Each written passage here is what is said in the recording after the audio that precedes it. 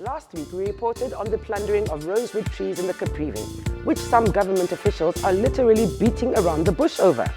In Zambia, for example, they're paying like $10 a tree, and they collect anything up to $44,000 per tree that they then deliver on the other side.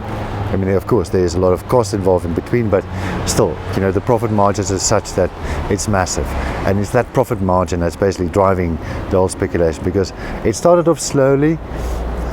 We started seeing timber coming out of Angola, Kwandu-Kubangu province, and then suddenly there was a massive stream of wood coming out of Zambia.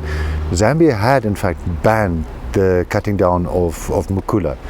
But what's happened then is that they started chopping down the trees and then taking the raw logs into the DRC, where they would then cut it square so as to fit into a container. Then they pack the containers with that, then they seal the containers that side. And then they bring it out and say, oh no, we're not allowed to open this because it's sealed already. So, they thought they would get around that. How the DRC can allow for the cutting down of mukula or rosewood bloodwood is just beyond me, because they are taking millions of dollars per year from the UN to combat deforestation. We have illegal logging going on in Namibia, in Katima Farm, all in the guise of debushing for a tobacco farm, that the Minister of Land Reform somehow has made his business. Why the Minister of Land Reform is involved in a purely agricultural project, I don't understand it. What is Matowa there for? What exactly is the Land Reform Minister's function? But there are allegations that I intend to investigate now to get closer to the truth. But there appears to be a beneficial financial link between the parties involved. And that's what I need to get to the bottom of now. We asked the Ministry of Environment's PRO to speak to us about this last week, and he quickly referred us to the Agriculture Ministry. It is actually true that there is a operation there, harvesting operation of forest resources. What actually happened is that sometime last year, our ministry called for public tender for anyone who's able to debush and clear the area which is actually set aside for green scheme at that farm outside Katima. And one company actually was officially awarded the tender to debush the area. And since in that area there are some commercial valuable trees, which is also listed as some of the protected species, because they are worthy some amount of money. We actually advised that if this timber is to be harvested and to be cleared, it must be actually taken at cost, meaning that whoever may want that tree, they should pay some money to the state.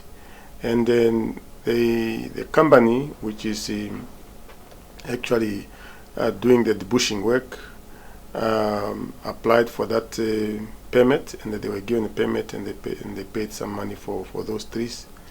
And that company is one of the local companies which were given that right to harvest and utilize those logs.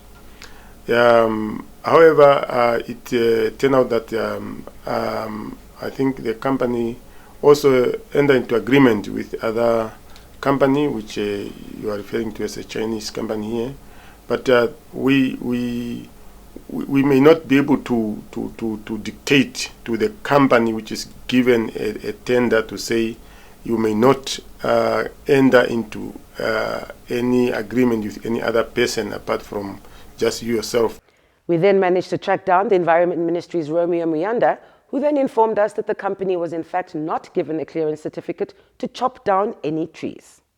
the Ministry of Environment and Tourism issued an environmental impact assessment or certificate to the Zambezi, not Zambezi, but Katima farm.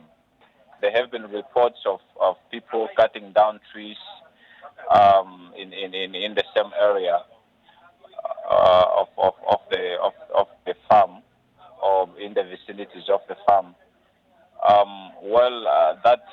That is not sanctioned by the ministry, and for the purpose of the environmental impact assessment that we have issued, the only place that is supposed to be cleared is the place or the area where the farm is supposed to be established.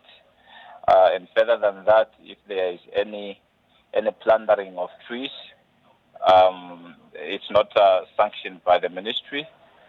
If people are cutting down trees in an area that an environmental impact certificate was not issued, people should adhere and apply for impact assessment before they'll be issued with a compliance order to do that.